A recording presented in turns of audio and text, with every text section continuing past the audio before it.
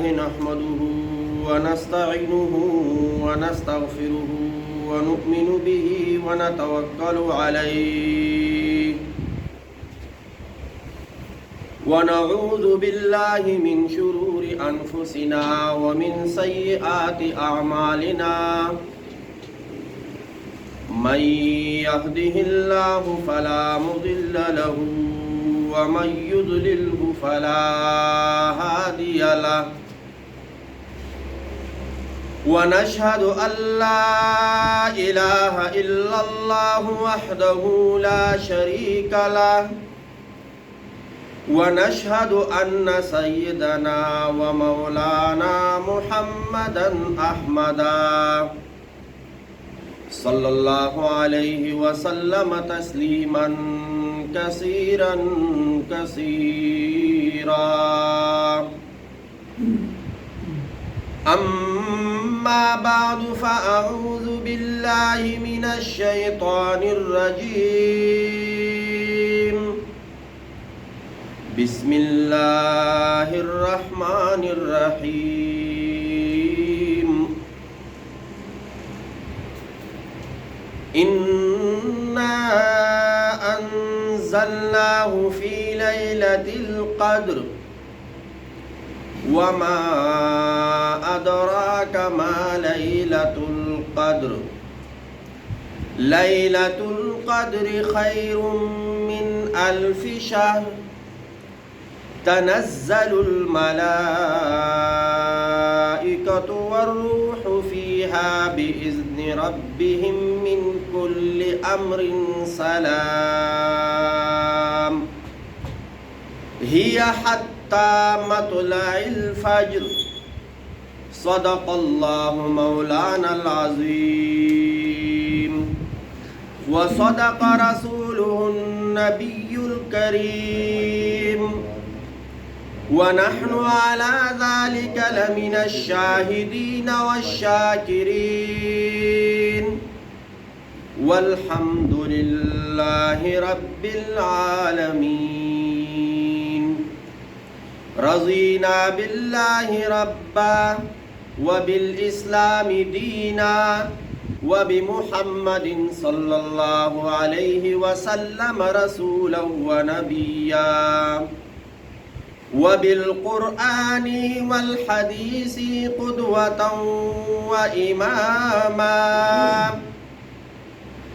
إن الله وملائكته يصلون على النبي يا أيها الذين آمنوا صلوا عليه وسلموا تسليما درود شریف اللهم صل على محمد وعلى آل محمد كما صليت على إبراهيم وعلى آل إبراهيم إنك حميد مجيد اللهم بارك على محمد وعلى آل محمد كما باركت على إبراهيم وعلى آل إبراهيم إنك حميد مجيد اللہ رب العزت نے مسلمانوں کی بخشش کے لیے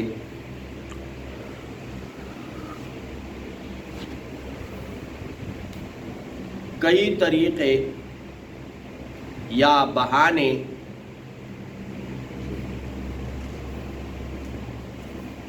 دے دیے تاکہ یہ بندہ میرا جتنا بھی گناہ کر لے لیکن جب وہ یہ کہے کہ یا اللہ میری توبہ تو اللہ رب العزت فرماتے ہیں کہ میں ان کو معاف کر دیتا ہوں ادعونی استجب لکم مجھ سے مانگو میں دے دیتا ہوں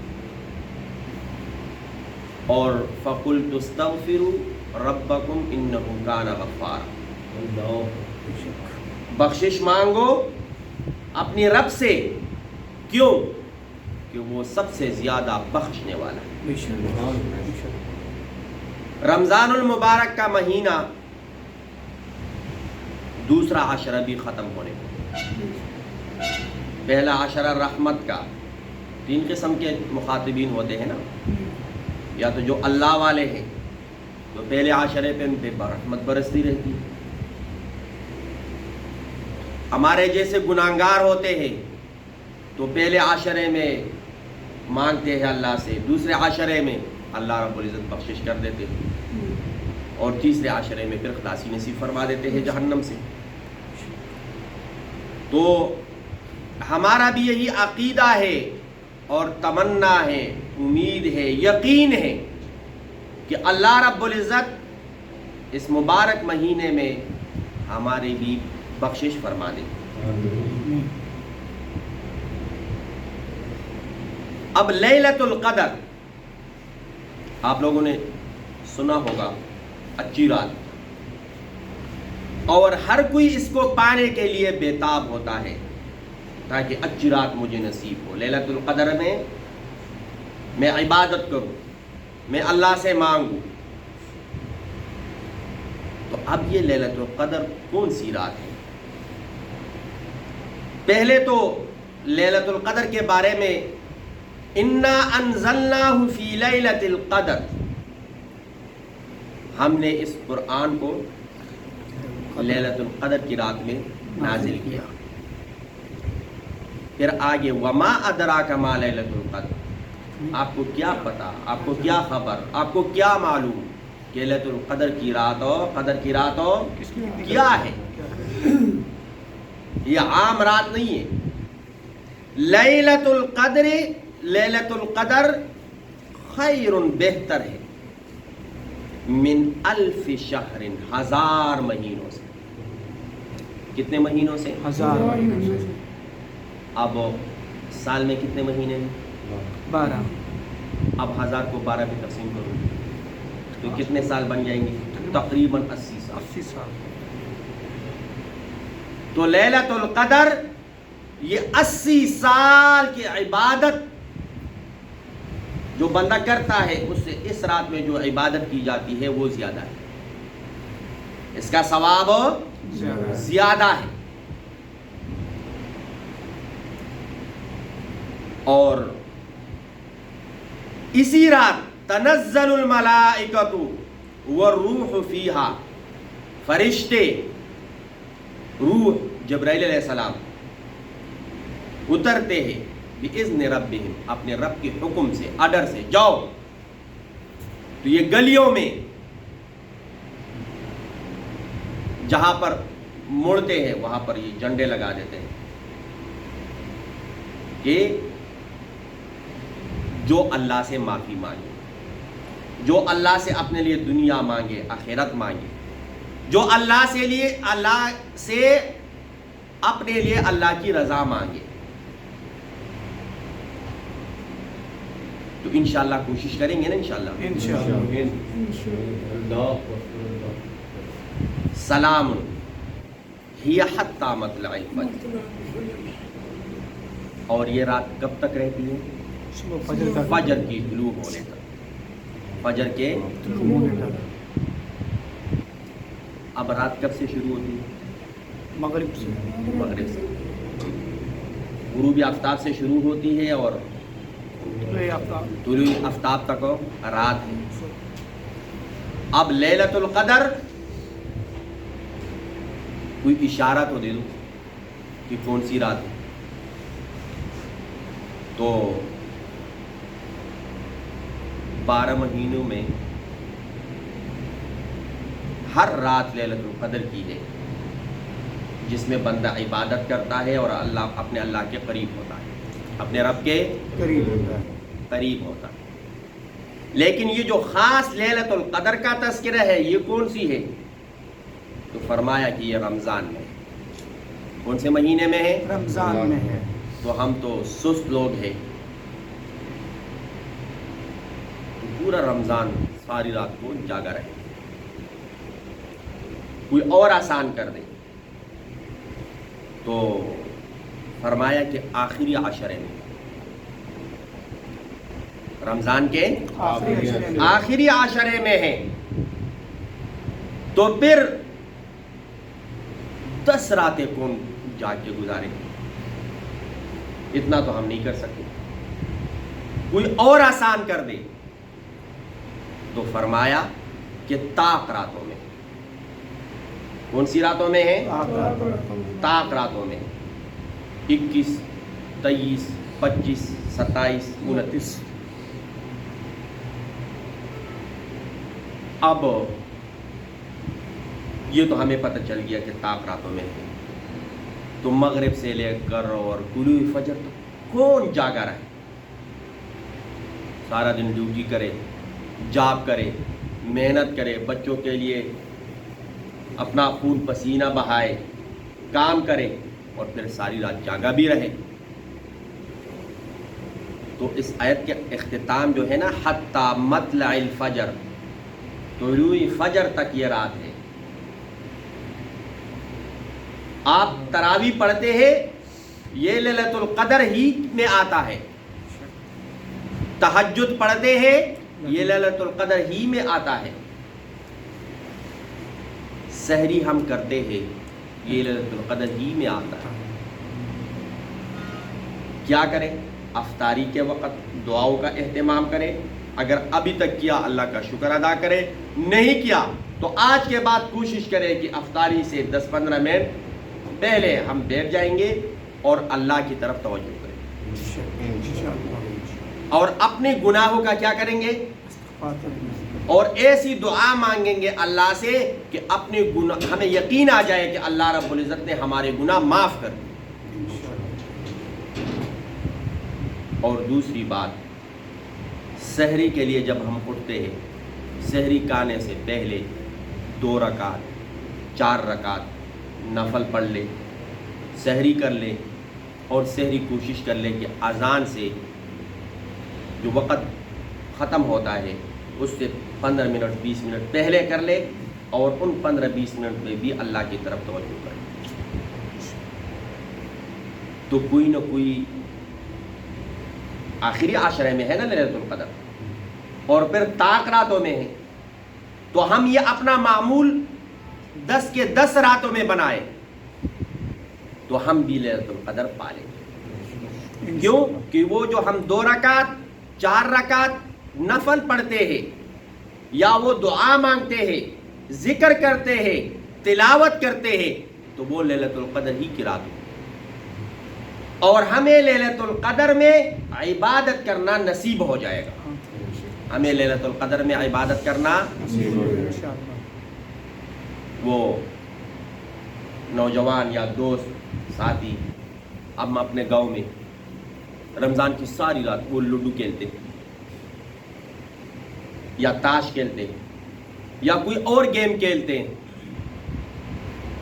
تو ابھی تک اگر ہم نے کیا، وقت ضائع کیا، اس پر اللہ سے بخشش مانگے. اور یہ جو خاص کر آخری عشرہ ہے، اس میں ہم کوشش کریں کہ اپنا نیند وہ بھی وقت پہ پوری کر لے، اور ہم آدھا گھنٹہ 1 گھنٹہ عبادت کے لیے رات کو نکالیں. کوشش کریں گے نا انشاءاللہ. تو لیلۃ القدر یہ کتنے سال کہ عبادت کی برابر ہے؟ جو لیلۃ القدر میں کوئی عبادت کرتا ہے 80 سال، اور 1000 مہینے کی عبادت کے برابر ہے. اب 80 سال یہ کیوں بن گئے، یہ 1000 مہینے کیوں بن گئے؟ اس لیے کہ یہ آخری امت کی جو عمر ہے 60 سے 70 سال، 60 سے 70 سال. اور ایک ایسی رات اللہ نے عطا کر دی کہ اس میں اگر بندہ عبادت کرے تو وہ 80 سال کی عبادت کے برابر، یعنی اس کی پوری عمر عبادت میں گزری، پوری عمر عبادت میں گزری. اللہ رب العزت یہ لیلۃ القدر کی رات ہمیں بھی نصیب فرمائے، آمین. اس کی تلاش میں رہے، کوشش کریں کہ آخری 10 دن کی جو راتیں ہیں وہ ہم عبادت میں گزار دیں. اور اگر پھر بھی بہت زیادہ مشکل پڑتی ہے تو کم از کم طاق راتوں میں ہم جاگے رہے. طاق راتوں میں ہم کیا رہے؟ ساری رات نہیں جاگ سکتے، پوری رات میں کوئی ایک وقت، کوئی 1 گھنٹہ اپنے لیے کیا کر دے، مقرر کر رہے کہ اس میں نے کیا کرنی ہے، خاص اللہ کی عبادت کرنی ہے. سب لوگوں سے رابطے ختم کرنے ہیں اور رابطہ تعلق ہم نے کس سے جوڑنا ہے؟ اللہ سے جو اللہ سے. تو کوشش کریں گے نا انشاءاللہ. انشاءاللہ. کس کس کا ارادہ ہے؟ ہاتھ اٹھائیں. انشاءاللہ. اللہ رب العزت ہمارے اس ارادے کو عملی شکل پہنائے. آمین. دوسری بات، آج کون سا رمضان، کتنا رمضان ہے؟ رمضان مبارک. 17 رمضان المبارک. 17 رمضان المبارک کو ہماری سب کی ماں حضرت عائشہ رضی اللہ تعالی عنہا، صدیقہ طاہرہ طیبہ حمیرہ اس دنیا سے رخصت ہو گئی، انتقال فرما دی. تو وہ کون سا دن تھا؟ 17 رمضان المبارک. حضرت عائشہ رضی اللہ تعالی عنہا کو یہ آپ شرف کہے حاصل ہے کہ نبی علیہ الصلوۃ والسلام کی جتنے بھی ازواج مطہرات تھی، یعنی امہات المؤمنین، ان میں سے حضرت عائشہ رضی اللہ تعالی عنہ صرف کنواری، باقی سب معمر خواتین بیوہ ان کے ساتھ شادی ہوئی. حضرت عائشہ رضی اللہ تعالی عنہ کو یہ شرف حاصل ہے کہ وہ نبی علیہ الصلوۃ والسلام کے عقد میں رخصتی ہوئی تو وہ کنواری. نام کیا ہے؟ عائشہ. لقب کیا ہے؟ صدیقہ. حمیرہ، صدیقہ طاہرہ. اور صدیقہ کیوں نہ ہو، کس کی بیٹی ہے؟ صدیق کی بیٹی. صدیق اکبر کی رضی اللہ تعالی عنہ. والدہ کا نام زینب تھا. والدہ کا کیا نام تھا؟ زینب. اور اس کا جو کنیت ہے وہ ہے ام رومان. کیا کنیت ہے؟ ام رومان. جس سال حضرت خدیجۃ الکبریٰ رضی اللہ تعالی عنہا کا وفات ہوا تو نبی علیہ الصلوۃ والسلام بہت غمگین رہتے تھے، پریشان رہتے تھے.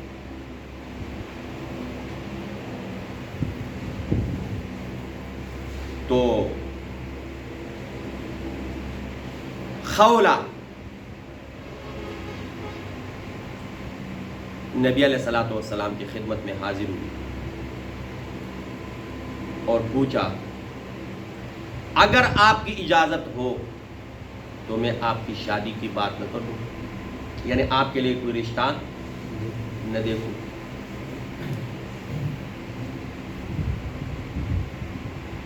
تو نبی علیہ الصلوۃ والسلام نے رضامندی ظاہر کی اور پھر پوچھا کہ کون ہے. تو خولہ نے کہا کہ صدیق کی بیٹی. کس کی بیٹی ہے؟ صدیق کی بیٹی. تو نبی علیہ الصلوۃ والسلام نے فرمایا کہ ہاں مجھے قبول. اب جب یہ پیغام لے کر گئی خولہ ابو بکر صدیق رضی اللہ تعالی عنہ کے پاس، اگر آپ چاہے تو آپ کی بیٹی کا رشتہ نبی علیہ الصلوۃ والسلام سے اگر طے ہو جائے. تو اس نے کہا یہ تو بالکل اچھی بات ہے. نبی علیہ الصلوۃ والسلام نے مجھے بھائی کہا ہے اور وہ میرا بھائی ہے، میں اس کا بھائی ہوں. لیکن یہاں پر ایک مسئلہ ہے کہ جب بھائی بنا دیا تو یہ تو اس کی بھتیجی ہوئی. تو کیا بھتیجی کے ساتھ شادی کرنا جائز ہے؟ نکاح کرنا جائز ہے کہ نہیں؟ پہلے اس مسئلے کا تو پتہ کر لے.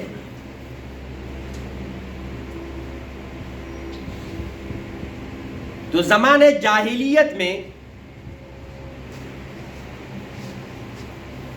جب کسی کو آپ اپنا بیٹا بنا لیتے تھے، لے پالک منہ بولا، تو وہ پھر معاشرے میں حقیقی بیٹا سمجھا جاتا تھا.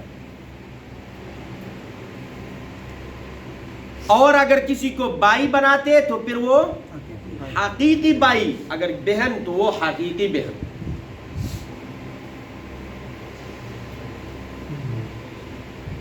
تو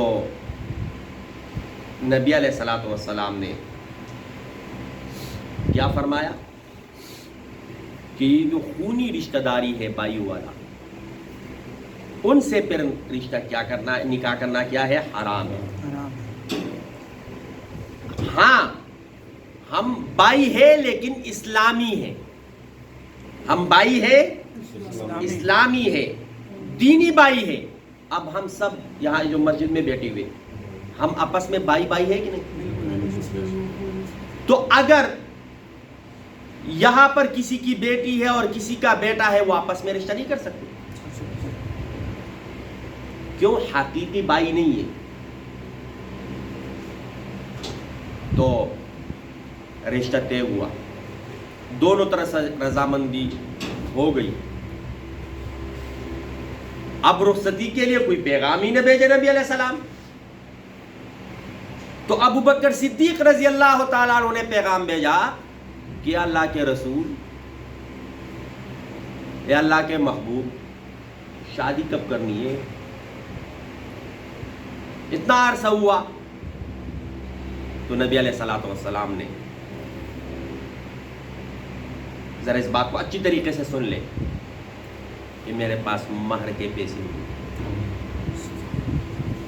میرے پاس مہر کا رقم نہیں. تو ابو بکر صدیق رضی اللہ تعالیٰ عنہ نے فرمایا جو اپنی بیٹی دے سکتا ہے وہ اپنا مال دولت بھی دے سکتا ہے. اور وہ مہر نبی علیہ الصلوۃ والسلام کو بھیج دیا، اور نبی علیہ الصلوۃ والسلام نے حضرت عائشہ رضی اللہ تعالیٰ عنہ کو مہر دے دی. اب حضرت عائشہ رضی اللہ تعالیٰ عنہ کی عمر کے بارے میں کئی لوگ کئی باتیں کرتے ہیں.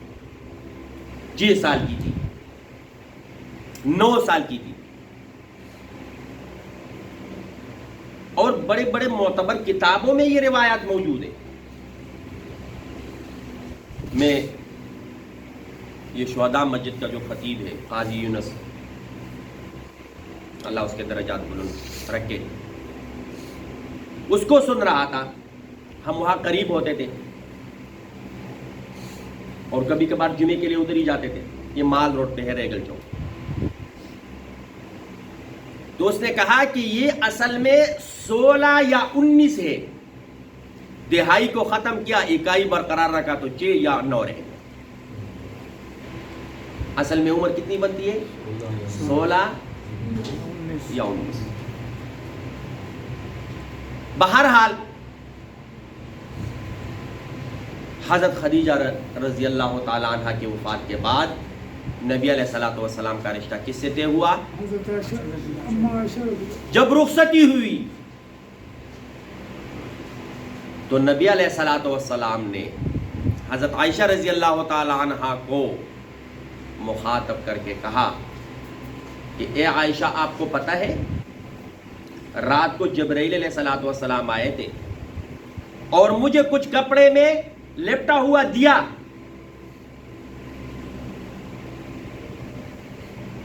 تو جب میں نے وہ کپڑا کھولا دیکھا تو اس میں آپ کی تصویر تھی، اس میں آپ کی تصویر تھی.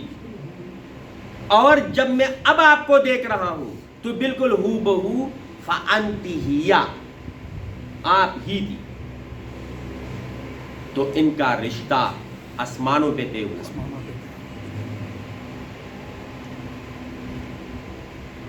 پھر قرآن مجید میں کئی آیتیں حضرت عائشہ رضی اللہ تعالیٰ عنہ کی شان میں نازل ہوئی. آپ لوگوں کو وہ مشہور واقعہ یاد ہے کہ غزوہ بنی مصطلق سے واپسی پر ہار گم ہو گیا، تو وہ تیمم یا تھوڑے سے دیر ہو گئی تو لوگوں نے کیا الزامات لگانے شروع کر دیے کہ اس کے ساتھ تعلقات ہیں. کہتی ہے کہ جب میں گھر پہنچی، نبی علیہ الصلوۃ والسلام کو سلام کیا، اس نے جواب نہیں دیا بلکہ اپنا رخ موڑا. میں دوسری طرف آئی، جس طرف نبی علیہ السلام کا چہرہ انور مبارک تھا، اس نے وہاں سے بھی چہرہ پھیرا، کوئی بات نہیں کی، میں نے پوچھا بھی کیا ہوا، مجھے خود بھی پتہ نہیں تھا کہ کیا معاملہ ہے، ناراض تھے۔ پھر میں نے عرض کیا اے اللہ کے رسول اگر آپ کی اجازت ہو تو میں اپنے گھر چلی جاؤں۔ تو نبی علیہ الصلوۃ والسلام نے کچھ نہیں کہا، تو میں سمجھ گئی کہ السکوت هو الاقرار، کہ خاموش رہنا یہ بھی ہاں ہے، یعنی اس نے اجازت دے دیا۔ کہتی ہے کہ میں چلی گئی اپنی گھر، ابو بکر صدیق رضی اللہ تعالیٰ عنہ قرآن مجید کی تلاوت کر رہے تھے، لیکن آنکھوں سے آنسو جاری تھے، اور میں نے اجازت اس لیے لیا تاکہ میں چلی جاؤں تو اپنے گھر میں مجھے پتہ چل جائے گا کیا معاملہ ہے۔ لیکن وہاں بھی کہ آپ یہ بتا رہی ہے کہ نبی علیہ الصلوۃ والسلام پریشان ہے، ہم تو خود زیادہ، ان سے زیادہ ہم پریشان ہیں۔ کسی نے کوئی بات نہیں کی میرے ساتھ۔ ایک اور خاتون، ابھی میرے ذہن میں نام نہیں آ رہا، اس نے سارا واقعہ سنایا حضرت عائشہ کو رضی اللہ تعالیٰ عنہ۔ وہ کہتی ہے کہ مجھے پتہ چلا، میں جا کے مصلی پہ بیٹھ گئی، اور مسجد نبوی میں نبی علیہ الصلوۃ والسلام نے سب صحابہ کو اکٹھا کیا کہ اس معاملے کا کیا حل نکالے۔ کسی نے کیا کہا، کسی نے کیا کہا۔ اب میں نے سنا بھی ہے کہ حضرت علی رضی اللہ تعالیٰ عنہ نے یہ فرمایا کہ آپ کے لیے کوئی اور رشتہ ڈھونڈ لیتے ہیں۔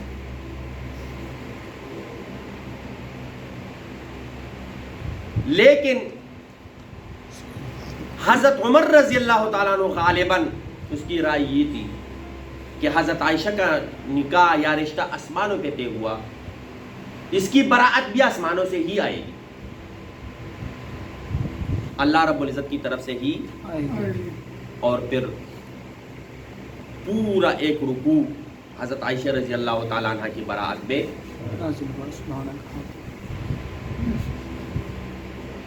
تو حضرت عائشہ رضی اللہ تعالیٰ عنہ بعد میں کہتی بھی تھی کہ حضرت علی رضی اللہ تعالیٰ عنہ کو یہ نہیں کہنا چاہیے تھا، بلکہ یہ کہنا چاہیے تھا کہ اللہ رب العزت آپ کو کبھی بھی ناپاک اور بیوی۔ کہتے کہ جب یہ آیت اتری تو میں سیدھا مصلی پہ دوبارہ گئی۔ کسی نے مجھے کہا، بلکہ کس نے، ابو بکر صدیق رضی اللہ تعالیٰ عنہ نے، والد نے، کہ جاؤ نبی علیہ الصلوۃ والسلام کا شکریہ ادا کرو۔ اس نے کہا میں کیوں ادا کروں، میں تو اس کی ادا کروں گی جس نے میری براءت اتاری ہے، اور سجدے میں گر گئی۔ ام المؤمنین حضرت عائشہ رضی اللہ تعالیٰ عنہ فرماتی ہے ایک مرتبہ حجرے میں بیٹھی ہوئی تھی، نبی علیہ الصلوۃ والسلام کسی سے باتیں کر رہے تھے، تو نبی علیہ الصلوۃ والسلام سے میں نے پوچھا کہ یہ کس سے باتیں کر رہے ہو، یا یہ کون ہے؟ تو نبی علیہ الصلوۃ والسلام نے پوچھا اے عائشہ کیا آپ کو نظر آ رہا ہے کہ میں کس سے بات کر رہا ہوں؟ اس نے کہا ہاں مجھے نظر آ رہا ہے۔ تو نبی علیہ السلام نے پوچھا کہ شکل کس کی طرح ہے، یعنی کس صحابی کی طرح ہے؟ تو حضرت عائشہ رضی اللہ تعالیٰ عنہ فرماتی ہے میں نے کہا دحیہ کلبی رضی اللہ تعالیٰ عنہ جیسا ہے۔ تو نبی علیہ الصلوۃ والسلام نے فرمایا کہ یہ جبرائیل ہے اور آپ کے اوپر سلام کر رہا ہے۔ تو حضرت عائشہ رضی اللہ تعالیٰ عنہ نے جواب میں سلام کیا، اور اکثر جب جبرائیل علیہ السلام وحی لے کر آتے تھے تو دحیہ کلبی رضی اللہ تعالیٰ عنہ کی شکل اختیار کر کے آتے۔ ترمذی شریف میں ایک روایت ہے، ابو موسیٰ اشعری رضی اللہ تعالیٰ عنہ، ہم نام سنتے ہیں اکثر فضائل اعمال میں یا اور حدیثوں کی کتاب میں، عن ابی موسیٰ اشعری رضی اللہ تعالیٰ عنہ، وہ فرماتے ہیں کہ امت میں سب سے زیادہ عالمہ وہ حضرت عائشہ رضی اللہ تعالیٰ عنہ ہے۔ مسلم شریف میں ہے کہ 1/4 حصہ علم کا، یعنی علم کو 4 حصے کرو تو 3 حصے باقی دنیا کے پاس ہے اور 1 حصہ حضرت عائشہ رضی اللہ تعالیٰ عنہ کے پاس۔ اور بعضوں نے کہا نہیں 1/3 یعنی 3 حصے کرو تو تیسرا، اور بعضوں نے یہ کہا ہے کہ 1/2 آدھا۔ کیوں؟ باقی جتنے بھی علوم ہیں ان کا تعلق گھر سے باہر ہے، حضرت عائشہ رضی اللہ تعالی عنہ گھریلو جو علوم ہے وہ دنیا تک پہنچائے۔ تو 2 قسم، ایک گھر سے باہر، ایک گھر کے اندر۔ تو پورا آدھا علم پوری امت کو حضرت عائشہ رضی اللہ تعالی عنہ کی توسط سے پہنچ جائے۔